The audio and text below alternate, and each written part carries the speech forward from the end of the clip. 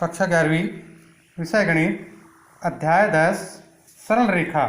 सरल रेखा में मैं आपको परिभाषा उसका सूत्र मैं बता दिया था। अब इसी में चलते हैं आपका अभ्यास प्रश्नावली 10.1 प्रश्न क्रमांक 1। प्रश्न क्रमांक 1 है, कार्तीय समतल पर चतुर्भुज के शीर्षों के निर्देशांक आपको दिए हैं ए, बी, सी और डी। ये कार्तीय समतल पर 4 बिंदु दिए हैं। ए का निर्देशांक ऋण 4, 5, बी का निर्देशांक 0 और 7, सी का निर्देशांक 5 और ऋण 5 और डी का निर्देशांक ऋण 4 और 2 है। ये चतुर्भुज बना हुआ है ए बी सी डी। इसका क्षेत्रफल ज्ञात करना है। तो हम रचना में बी से डी को मिला देते हैं तो ये 2 त्रिभुजों में विभक्त हो जाता है। एक त्रिभुज ए बी और डी, दूसरा बी सी और डी। तो चतुर्भुज ए बी सी डी का क्षेत्रफल बराबर होगा त्रिभुज ए बी डी का क्षेत्रफल धन त्रिभुज बी सी डी का क्षेत्रफल। त्रिभुज ए बी डी का क्षेत्रफल बराबर सूत्र होता है त्रिभुज का क्षेत्रफल 1/2 x1 y2 minus y3 plus x2 y3 minus y1 plus x3 y1 minus y2 bracket close. जहाँ a बराबर ऋण 4 और 2 x1 y1 मानते हैं, b बराबर x2 और y2 इसको 0 और 7 मानते हैं, c बराबर x3 और y3 ऋण 2 ऋण 4 और ऋण 2 मानते हैं। सूत्र में मान रखा गया 1/2 ऋण 4 गुना ब्रैकेट के अंदर 7 धन 2 धन 0 गुना ब्रैकेट के अंदर y3 माइनस y1 का मान ऋण 2 ऋण 5 धन x3 का मान ऋण 4 y1 का मान 5 ऋण y2 का मान 7। उसके बाद इसको यदि हल करते हैं तो 1/2 ऋण 36 धन 8 बराबर हो जाएगा 28/2 बराबर 14 वर्ग इकाई। त्रिभुज इसी तरह से यह बी सी और डी का क्षेत्रफल बराबर होगा b का मान x1 y1 0 7, c का मान x2 y2 5 और ऋण 5, d का मान x3 y3 ऋण 4 और ऋण 2। सूत्र में मान रखते जाइए 1/2 0 गुना ऋण 5 धन 2 धन 5 गुना ऋण 2 ऋण 7 ऋण 4 गुना 7 धन 5 बराबर 1/2 ऋण 45 ऋण 48 बराबर 93/2 वर्ग इकाई। इसलिए चतुर्भुज ए बी सी डी का क्षेत्रफल बराबर होगा त्रिभुज ए बी डी का क्षेत्रफल धन त्रिभुज बी सी डी का क्षेत्रफल। ये आया है आपका 14 वर्ग इकाई और ये 93/2 बराबर 121/2 बराबर 60.5 वर्ग इकाई। ये त्रिभुज का क्षेत्रफल ज्ञात होगा। त्रिभुज का क्षेत्रफल। क्वेश्चन नंबर उसी में 3 में चलते हैं। P x1 y1 और Q x2 y2 के बीच की दूरी ज्ञात कीजिए। PQ जो है y अक्ष के समांतर है, पहला कंडीशन। दूसरा P और Q जो है x अक्ष के समांतर है, क्योंकि बिंदु P x1 y1 और Q जो है x2 y2 के बीच की दूरी PQ बराबर वर्गमूल होता है x2 माइनस x1 का whole square plus y2 minus y1 का होल स्क्वायर। क्योंकि आपको दिया है PQ जो है y अक्ष के समांतर है, ये इस रूप में होगा। निर्देशांक अक्ष पर ये P और Q सीधा y अक्ष के समांतर y और y डैश के समांतर P x1 y1 Q x2 और y2। क्योंकि y अक्ष के समांतर है इसलिए x1 बराबर होगा x2, इसलिए PQ बराबर होगा x1 माइनस x1 का whole square plus y2 minus y1 का होल स्क्वायर। तो बराबर आएगा वर्गमूल y2 माइनस y1 का होल स्क्वायर।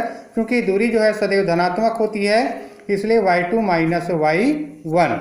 जब PQ x अक्ष के समांतर है, x अक्ष के समांतर है तो y1 बराबर होगा y2। ये इस तरह का है, x अक्ष के समांतर P और Q, ये x और x डैश अक्ष है, इसके समांतर है। तो इस अवस्था में y2 माइनस y1 बराबर होगा y2, इसलिए P और Q के बीच की दूरी x2 माइनस x1 का whole square plus y2 minus y1 का होल स्क्वायर। तो 0 हो जाएगा तो आएगा x2 माइनस x1 का होल स्क्वायर या x2 माइनस x1। ये इनके बीच की दूरी ज्ञात हो गया जब दोनों x अक्ष और y अक्ष के समांतर है। इसी तरह से अगला आता है आपका क्वेश्चन नंबर 4। क्वेश्चन नंबर 4 है, x अक्ष पर स्थित बिंदु ज्ञात कीजिए। x अक्ष पर है जो 7 और 6 और 3, 4 से समान दूरी पर है। इस तरह के प्रश्न को आपने पढ़ लिया है। हम जानते हैं कि एक अक्ष पर स्थित बिंदु के निर्देशांक x और 0 होते हैं। बिंदु P x और 0 मान लेते हैं और एक बिंदु A मानते हैं 7 और 6, B को मानते हैं 3 और 5। प्रश्नानुसार समदृष्ट या समान दूरी पर है तो P से A बराबर P और B। P का निर्देशांक x और 0, एक निर्देशांक 7 और 6 के बीच की दूरी बराबर P का निर्देशांक x और 0, B का निर्देशांक 3 और 4 के बीच की दूरी।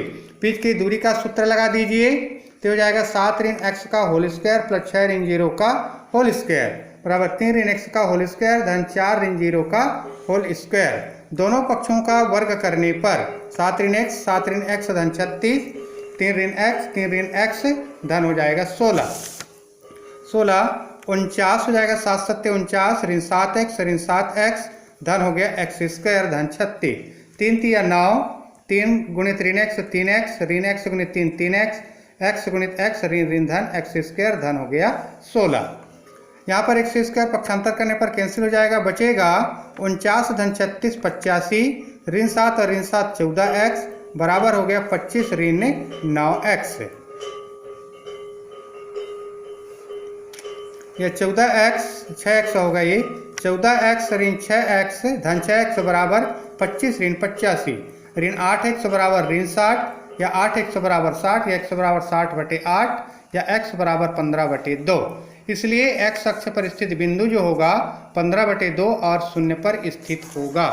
इसी तरह से क्वेश्चन नंबर आपका आता है 6। क्वेश्चन नंबर 6 है पाइथागोरस प्रमेय के बिना दर्शाइए कि बिंदु 4 और 4, 3 और 5, ऋण 1 और ऋण 1 एक समकोण त्रिभुज के शीर्ष हैं। क्वेश्चन नंबर 6 पाइथागोरस प्रमेय है a, b और c के निर्देशांक आपको दिया 4 4 और दूसरा है 3 5 और ऋण 1 और ऋण 1। अब यहाँ पे देखते हैं a और b और c और a और c तीनों की प्रवणता ज्ञात करते हैं। तो a और b की प्रवणता बराबर सूत्र होता है y2 - y1 बटे x2 - x1। a का मान 4 4 x1 y1, b का मान 3 5 x2 और y2। तो m1 मान लेते हैं प्रवणता, तो 5 ऋण 4 बटे 3 ऋण 4 बराबर ऋण 1, 1 बटे ऋण 1 बराबर ऋण 1। b और c की प्रवणता बराबर मानते हैं इसी तरह से ऋण 1 ऋण 5 बटे ऋण 1 ऋण 3 ऋण 6 बटे 4 तो 3/2। a और c की प्रवणता m2 बराबर आ गया ऋण 1 ऋण 4 बटे ऋण 1 और ऋण 4 बराबर ऋण 5 बटे 5 बराबर 1। क्योंकि ये दोनों लंबवत होगा तब ये समकोण त्रिभुज होगा, तो लंबवत होने का हमारे पास शर्त है कि ए बी की प्रवणता गुणा ए सी की प्रवणता बराबर होता है ऋण 1 बराबर ऋण 1। इसलिए ऋण 1 गुणित 1 बराबर ऋण 1। इसलिए ए बी जो है लंब है ए और सी पर, इसलिए त्रिभुज ए बी सी शीर्ष ए पर समकोण है। इसी तरह से क्वेश्चन नंबर आपका 8 है x का वह मान ज्ञात कीजिए जिसके लिए बिंदु x ऋण 1 2 1 और 4 5 संरेख हैं, मतलब एक ही रेखा पर स्थित हैं। क्वेश्चन नंबर 8 जिसके लिए संरेख है, माना a का निर्देशांक x और -1, b का निर्देशांक 2 और 1, c का निर्देशांक 4 और 5 तीनों संरेख बिंदु हैं, एक ही सरल रेखा पर स्थित हैं। तो सबसे पहले निकालते हैं प्रवणता बराबर हमको मालूम है y2 - y1 बटे x2 - x1। a और b की प्रवणता m1 बराबर ऋण 1 ऋण 1 बटे 2 ऋण x बराबर 2 बटे 2 ऋण x। b और c की प्रवणता m2 बराबर 5 ऋण 1 बटे 4 ऋण 2 4 बटे 2 बराबर 2। क्योंकि ये एक ही रेखा पर स्थित है इसलिए ab की प्रवणता बराबर होगा bc की प्रवणता, या m1 बराबर m2 तो 2 बटे 2 ऋण x बराबर 2 बटे 1, त्रिया गुणा कर दिया गया तो 4 ऋण 2 x बराबर 2 या ऋण 2 x बराबर ऋण 2 या x बराबर आएगा 1। ये बिंदु का निर्देशांक आपको ज्ञात करना था। इसी तरह से क्वेश्चन नंबर 11 है। क्वेश्चन नंबर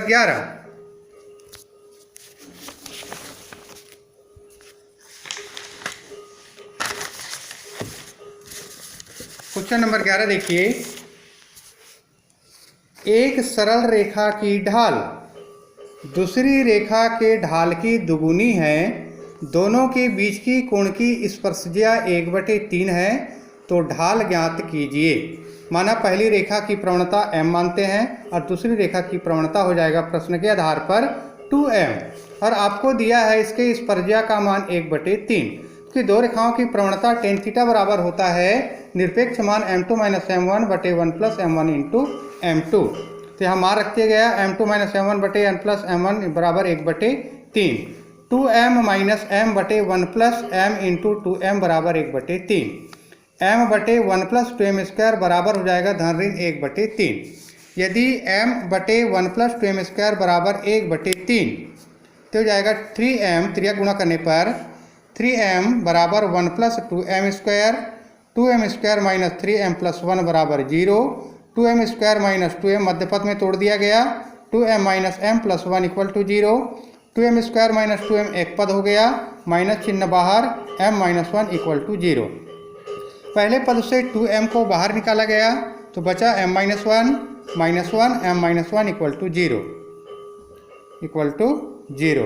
इसी तरह से m - 1 to m - 1 = 0, तो m - 1 = 0 या m बराबर 1, या 2m - 1 = 0, 2m बराबर 1 या m बराबर 1/2, ये धन चिन्ह लेने पर। इसी तरह से यदि ऋण चिन्ह लेंगे तो भी आएगा m का मान। इसलिए अतः रेखा की प्रवणता 1/2 1, ऋण 1/2 और ऋण 1 होगी। क्वेश्चन नंबर है 14। क्वेश्चन नंबर 14, माना a H0, B, AB और C 0 और K हैं, दिए हुए बिंदु हैं।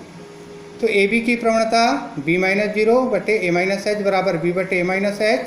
सबसे महत्वपूर्ण प्रश्न है क्वेश्चन नंबर 14। क्वेश्चन नंबर 14 है, प्रश्न में एक बार फिर बता देता हूँ।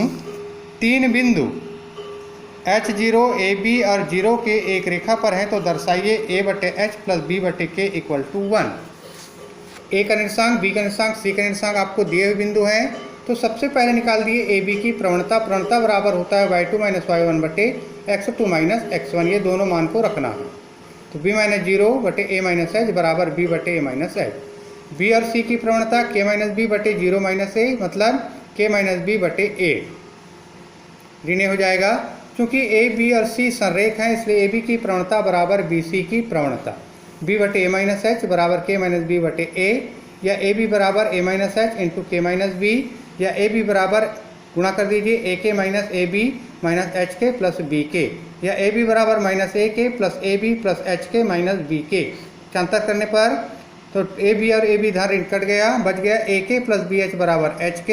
दोनों पक्षों में HK से भाग देने पर AK + BH/HK बराबर HK/HK, या AK/HK धन BK/HK, दोनों कट गया बराबर 1। तो K और K कट गया, K और H कट गया, तो A/H प्लस B/K बराबर A आपको सिद्ध करके लाना था।